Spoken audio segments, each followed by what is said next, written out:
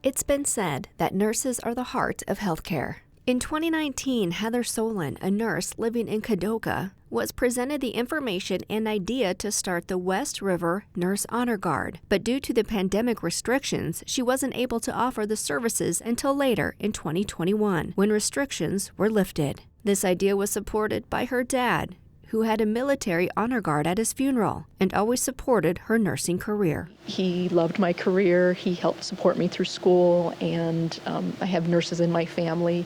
And so it was kind of his small voice that just kind of tapped me on the shoulder continuously. And the voice of the Lord, God said, I really want you to do this. The honor guard was something that Heather felt pressed on her heart to commemorate nurses in life and death. Nursing is very, very important to me. I have always wanted to be a nurse because of my Aunt Jackie and nurses in my family, and I always looked up to her. She was very special to me, and I love babies. So I always pretty much knew from a very early age I wanted to be an OB nurse. Each tribute is unique and based on what the family's wishes are for their loved ones who gave so much in their profession. I feel that we really are with people their whole lives. We're there when they're born. We are there for their childhood child checkups. We are there at the end as well. You know, if they pass away in a facility, and even afterwards, we're just there their whole life. And nursing is a wonderful, honorable profession. Honor Guard nurses attend the services wearing the traditional white uniforms, white cap, and nursing cape. Back in the wartime, so when Florence Nightingale was alive and she was doing her nursing, she would wear a blue cape to keep warm because the hospitals didn't have heat most of the time. And she had red on the inside because when she was out on the battlefield, she needed to let the enemy know that she was basically Red Cross, or she was a helper, and to not shoot her, basically. The traditions used in the ceremonies include a reading of a nurse's prayer. Give to my heart, O Lord, compassion and understanding. Give to my hands skill and tenderness.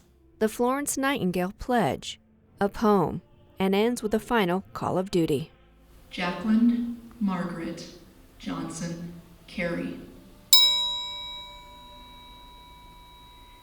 Jacqueline Margaret Johnson Carey. Jacqueline Margaret Johnson Carey. Jacqueline, we officially release you from your nursing duties. May you go and rest in peace. And then we always end with the final call to duty, to call that nurse to duty one last time. And then when they do not answer, we blow out the candle as their final call, and then we present that lamp to the family. The rose goes to either we place that on the casket or by the urn, and that rose goes to the nurse themselves for our appreciation for being our colleague.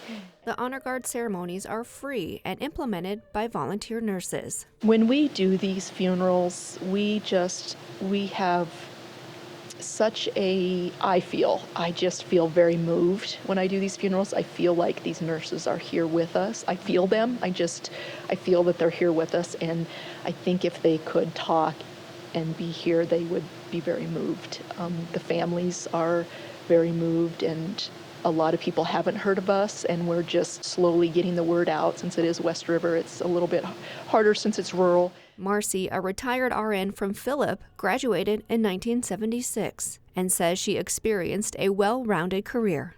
And I was very fortunate to have a small-town hospital. They've kind of gone by the wayside through the whole state. So I worked my entire 42 years in Phillip. It was a very comprehensive role because you did everything from ER, OB, to surgery up sometimes. But I was very fortunate to work there in different capacities. She got involved in the Honor Guard after experiencing the ceremony at a friend's funeral.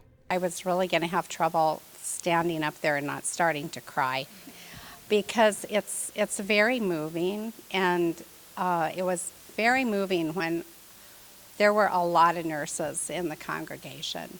And it's just Heather does such a good job with the presentation, and it's just such an honor to somebody.